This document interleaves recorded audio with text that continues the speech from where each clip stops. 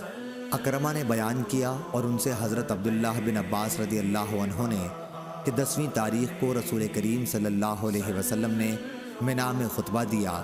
خطبے میں آپ صلی اللہ علیہ وسلم نے پوچھا، لوگو آج کون سا دن ہے؟ لوگ بولے یہ حرمت کا دن ہے۔ آپ صلی اللہ علیہ وسلم نے پھر پوچھا، اور یہ شہر کون سا ہے؟ لوگوں نے کہا یہ حرمت کا شہر ہے۔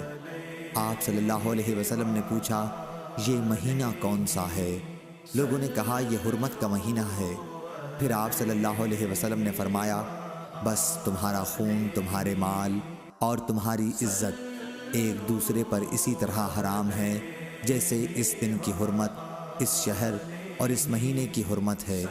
اس کلمے کو آپ صلی اللہ علیہ وسلم نے کئی بار دہرایا اور پھر آسمان کی طرف سر اٹھا کر کہا، اے اللہ، کیا میں نے تیرا پیغام پہنچا دیا؟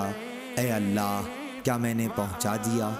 حضرت عبداللہ بن عباس رضی اللہ عنہ نے بتایا کہ اس ذات کی قسم جس کے ہاتھ میں میری جان ہے، حضرت صلی اللہ علیہ وسلم کی یہ وصیت اپنی تمام امت کے لیے ہے کہ حاضر اور جاننے والے، غائب اور ناواقف لوگوں کو اللہ کا پیغام پہنچا دیں۔ آپ صلی اللہ علیہ وسلم نے پھر فرمایا، دیکھو میرے بعد ایک دوسرے کی گردن مار کر کافر نہ بن جانا۔ صحیح بخاری حدیث نمبر 1739۔